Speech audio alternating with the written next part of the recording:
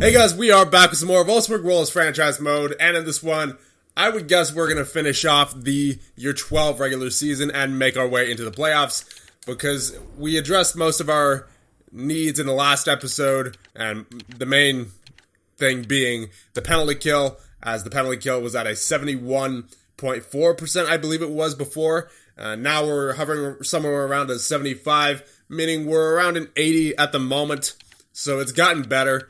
So we're just going to take it, I would say, 2 weeks at a time. And presuming everything stays on track with where it should be, then we'll just go right through to the end of the regular season. If not, then we're obviously going to have to make some changes. So I'll see you guys in 1 second. And Sean Beck is fully healed and available to play. So we'll take Rob McLeod out and get Beck back in. And I believe, was he on the fourth line? Yeah, he was. We just have to make sure that he was getting some. It was either penalty kill or power play. I think he might have been on the penalty kill. Yeah, his takeaway to giveaway ratio is great. So regardless, yeah, I was going to have him on the penalty kill regardless of if he was already there or not, but it appears he's already there. So that's good. We'll keep going with the simulation. So currently, halfway through January, we are 3-4 in January so far. A 5-3 loss against Chicago, 3-2 loss against Calgary, a 4-3 win against Buffalo, then a 4-3 shootout win against Carolina, a 4-1 loss against Vancouver, a 5-3 loss against Pittsburgh, and a 6-2 win against the Islanders. So pretty inconsistent at the moment. This team's been kind of inconsistent all year. And even though we're in first place, I feel like we could definitely do better. So we're going to change up the lines a little bit here. Let's go with Homer, I would say, on the second line. And we'll put Niederberger up on the first line. And since he's a righty, he can be on the right wing. And maybe, do we try Point in the middle where Weiss is? That wouldn't be a good idea, would it? Because Weiss is really good with the face-offs. 51.5 currently. What about Point? In the face-offs that he has taken? 51.8. But he's only taken 27 as compared to Weiss, who's taken a lot more. Yeah, 668. So I don't think I want to do that. We'll just leave Homer here on the second line with Point and Weiss. We'll see what that does. The one guy who I noticed, though, isn't producing offensively is Cam Weiss. Now, I'm not going to go ahead and trade him or anything because he's incredible defensively, but I do wish that he was doing a bit more offensively, though do consider that he is not on the power play. So any points that he gets is strictly from being on the second line. So we really need to make a way to find that second line click. That's why I was switching up Niederberger and Homer, because Niederberger also has been struggling a little bit for his standards. He has 23 points currently, but he's more of a sniper, and he only has 5 goals so far this season. So we need to get him going as far as his goals go. And maybe this gets Homer going as well. Well, Homer, he was doing his job in terms of what he normally does. 19 goals. He's on pace for a 30-goal season. But we need to have everyone going at the same time, not just a few guys like Homer. Mayer is a good example of someone who's really being consistent right now, over a point per game. So we need to try to get the entire top 6, preferably every forward here, going. And as of when we last checked anyway, the power play wasn't bad. I believe it was at a 20%. So we're just going to check that again real quick here to make sure that it hasn't dropped off. And it hasn't. We're at a 21.1, so I'm not going to change anything about the power play. And I should have checked the penalty kill, so we're going to go back into it and see where the penalty kill is at. And that is at a 75.6. So it stayed where it was at when we started the episode. Alright, so we finished off the month, and since we made those changes to the forward lines onto the even strength, we're perfect. We went 6-0 in that stretch. 2-1 win over Nashville, a 6-3 win over the Rangers, a 2-1 win over the Ducks, a 4-2 win over the Wild, a 3-2 shootout win over the Stars, and a 3-0 shutout win over the Lightning. So I don't see any reason to stop. And just for the record, we went a total of 9-4 in January. And there's an injury. Matthias Albrecht, injured with a mild concussion until February 19th. I don't believe that's too long from now. Actually, that's probably a couple of days at most. We will just get Tyson Jost in there, or actually, let's get Rob McLeod in there again. and we'll move back up to the third line. So after February now, the day before the trade deadline, we went 6-7 in February, but it is worth noting that 3 of those losses were either in the shootout or overtime. So our first game of the month was against Boston, 3-1 win there, 6-5 win, and then a 2-1 overtime win. So we extended our winning streak well into February there, and then an overtime loss, so we kept the point streak going. And then another win against the Capitals, 4-2, and then a win against the Devils, 4-2 as well. Then a shootout loss against the Blue Jackets, 4-3. So once again, we continue the point streak well into February until it's broken up by the Oilers. We lose 4-2 to them, then a 4-2 win against LA, then a 4-1 loss, then a 4-2 loss, then a 5-4 shootout loss, then a 3-0 loss. So we were hot in that one stretch there, but we definitely cooled off towards the end of the month.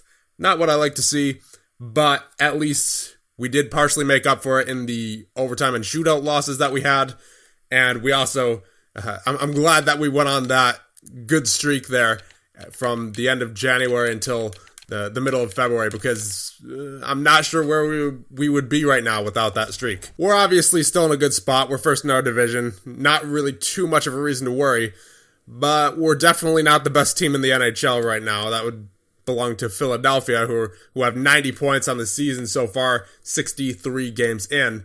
And I don't know, maybe things will be different once the playoffs roll around, but we're somewhere in between a streaky team and inconsistent. I've definitely felt more comfortable with teams in the past than I have with this team. So let's see what's going on here before the trade deadline. Forwards, Mayer with 59 points, Aho with 53, Homer with 42, Zanetti with 39, Niederberger with 36, Point with 34, Albrecht with 29, Weiss with 28, Hensick with 19, Beck with 17, Goddard with 15, Stahlberg with 10, McLeod with 8, and Jost with 2. Let's see the shooting department. Jorg Aho with 227 shots, Zanetti with 178, Homer with 175, 168 for Niederberger. All these guys getting shots on net, and then everybody below Weiss doesn't really shoot on a consistent basis. Shooting percentage, Maddox Homer leads with a 13.7. Power play points, 21 for Aho, 17 for Mayer, 12 for Homer. How many shorties do we have? We have 3. 1 by Beck, Mayer, and Weiss. Faceoffs, Aho with a 55.1, Weiss with a 53%, Albrecht with a 47.2, Jost with a 44.7 in the few games that he's been in, and McLeod with a 39.8. My goodness, that's brutal. Hits, 146 for Aho, so he's just been an absolute beast physically this season. 97 for Niederberger, 94 for Homer, 88 for Weiss, 86 for Goddard and Zanetti, 55 for Stahlberg, 46 for Hensick, Mayer with 32, Beck with 22, Point with 21, all these guys that don't hit.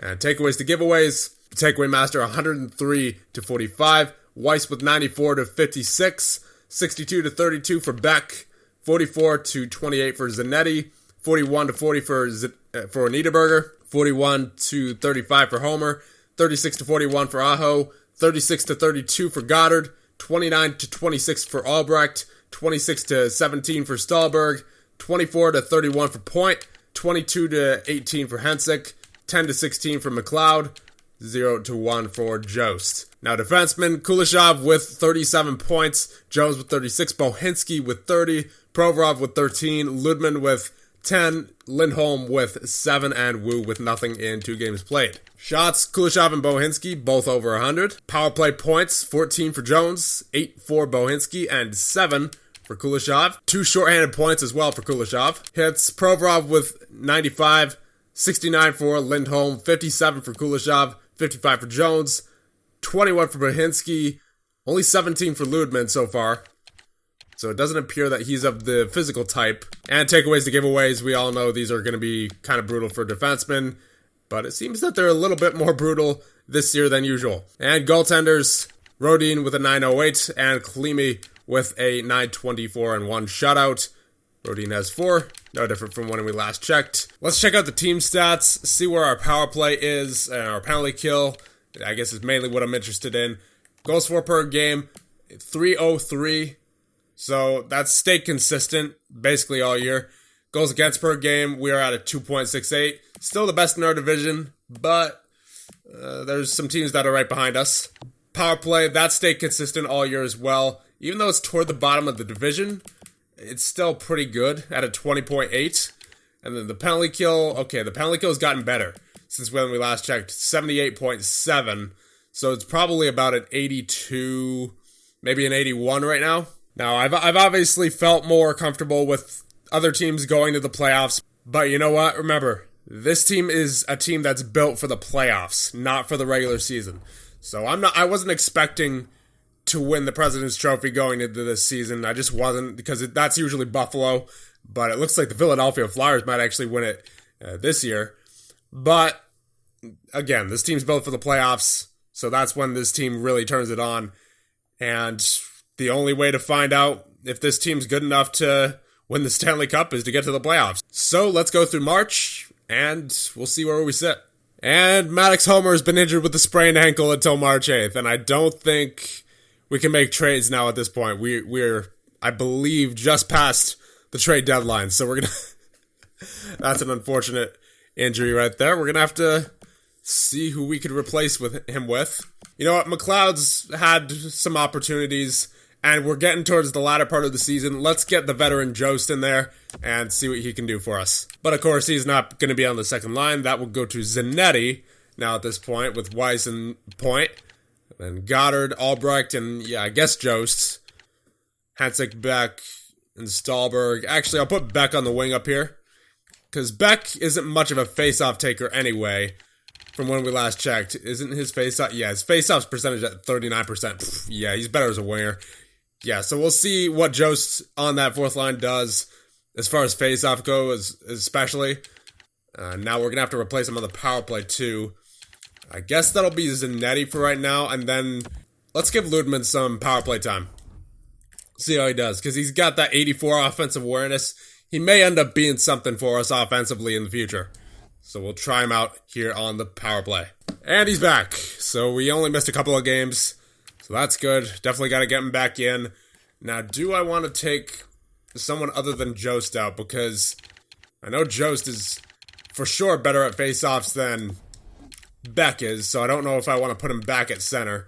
We'll try Stahlberg out for right now. We'll get Homer in. And we'll move Beck back down to the fourth line. Homer up here, and no, not switching him with Weiss. We'll switch him with Zanetti, and we'll see what happens here. And Aaron Zanetti has been injured with a mild concussion until March 29th. That hurts. I guess we'll get Stahlberg back in there. Ivan Provorov injured with an injured leg until March 28th. Yay. Another injury. So Wu is getting in there with Ludman, and then Lindholm moving up with Bohinski. So instead of taking Stahlberg out, I decided to move him to center because he does have an 80 for faceoffs. I want to see what he does there, and we'll have Beck on the wing, and Zanetti's back in. Well, we went 6-8 in March, and we're in danger of dropping to the wild card. So maybe we just go back with the original lines. I'm not sure how much this has actually helped the offense. It seems like Cam Weiss's offense is just, for whatever reason, dried up. I mean, I know he's not on the power play, but he's gotten significantly less points than he did last year with 48. Now he's only at 33 in 77 games. So I think we just go back with the original lines here and hope that they could give us some luck. I'm not putting Beck, though, back in the middle. That is not something we're going to do again, considering his face-off percentage was very low, 39%, not good enough. And the team stats, that goals for per game dropped down to a 2.81 after staying consistent above a 3 for the majority of the year. Not good. Goals against per game, at least, has gone down to a 2.53. So we've been better defensively, but our goal scoring as of recent has also dried up. Power play is at a 19.1. That makes sense. Penalty kill is at a 79.3. So the penalty kill has gradually gotten better throughout the year. The power play up until the trade deadline was consistent at a 21%, but now it's started to go down along with our offense. So we definitely need to figure that out. I'm going to switch Niederberger with Mayer on the power play. Just see what this does. have the takeaway master with Homer there, and Niederberger, the two Germans, Niederberger and Aho. Well, I guess Albrecht's German as well, so there's two Germans on either power play no matter what, but still, we'll just see what this does. And I know now is not really the time to be making changes, considering we are 5 games away from the playoff time, but it's been a bit shaky as of late, and I prefer to fix this now than to try to fix it during the playoffs. Well, we had a rough end to the regular season. We went 1-4 in April, and we just squeaked into the playoffs in the wild card. If we had dropped 2 more games, we would have risked losing our playoff spot to Nashville. That would have been ugly. That would have been super ugly. Especially for this team, which the expectations are sky high during the playoffs. So, wow. It's a good thing we're in. I'm glad we're in, but man, this team, during the regular season, sometimes it can be very shaky. So we're going to have to hope that that doesn't carry over to the playoffs and that the veteran leadership of this team is able to take over.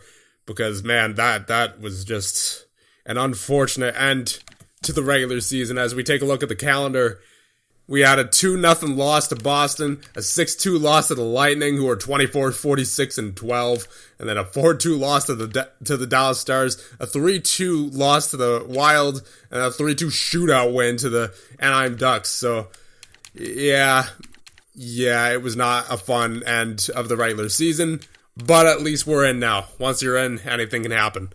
So we'll check out the stats for the end of the regular season, and the next one we will get to the playoffs, of course. So final point totals for the regular season. Mayer led our team in points with 68, Aho with 64, 30-goal season, Homer with 51 and a 30-goal season, Kuleshov 45 points, Niederberger 45, Zanetti 42, Point 41, Jones 40, Bohinski with 39. So as you can see, once again, our scoring is rather spread out, but I'm just hoping that it will be able to continue being spread out during the playoffs and everyone continues to show up and that there's not a empty void during the playoffs of not being able to score.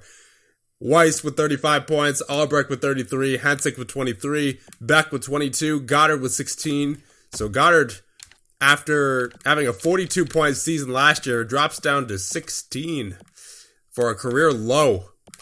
That is not fun. Provorov with 13, Stahlberg with 11, Ludman with 10, McLeod with 8, Lindholm with 7, Jost with 4, Wu with nothing.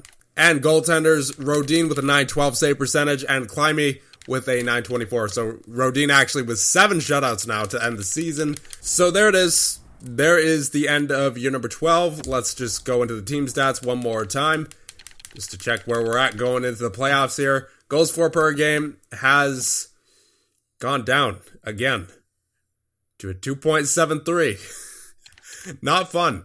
And goals against per game is at a 2.59, so at least that stayed somewhat consistent. Power play got worse. We're now the worst power play in our division, 18.6. Not fun. And the penalty kill stayed consistent with where it was before, 79.5. So the offense really dried up toward the end of the season, it looks like, based off the team stats, and also just based off not really winning that many games. So let's see what we have. And it'll be the Calgary Flames. Have we ever faced them in this series? I'm not sure if we have. So I just did a search on the playlist, and it appears that we have not yet faced the Calgary Flames. So this should be an interesting one. Oh boy, Jesper Lindberg. Great. He was on Detroit, wasn't he? Before this year? Yeah, right. He was a pick of the Detroit Red Wings in the draft in year number 1. Sean Monahan as well, and then Carol Talusti. And the second line, Quinton Generous. Dylan Larkin now on Calgary, and Elias Lindholm. Third line, Vic Brodziak, Willie Toiber, and Julian Gauthier. And the fourth line, Jordan Greenway, Rasmus Kupari, and Remy Elie. Defensively, Russell Whitaker, a star defenseman that looks like that they drafted, well, actually drafted by Vancouver. So they must have got him out of free agency. Noah Hannafin. And then Jack Millman with Adam Larson. and then Anthony Honka with Nasir Maloney. So after Whitaker and Hannafin, nothing too impressive on defense. And then obviously that top six is pretty good, especially that first line with Lindbergh. And goaltenders, you have Rob Cullimore and Alexei Ovechkin apparently. And scratched are Quinn Hancock, Mark Quint, and Ernesto Evans. So there we go. There are the Calgary Flames. It'll be interesting going up against Lindbergh. It'll be interesting going up against Calgary in general for the first time in these playoffs. And that'll be about it for this one. And the playoff matchups. Florida versus Ottawa, Buffalo versus Montreal, Philadelphia versus Columbus, Pittsburgh versus Washington, and in the West, we have St. Louis versus Edmonton, Chicago versus Winnipeg, Anaheim versus LA, and your Wolfsburg Wolves versus the Calgary Flames. So with that, I will see you guys in the next one when we face Calgary in round number 1.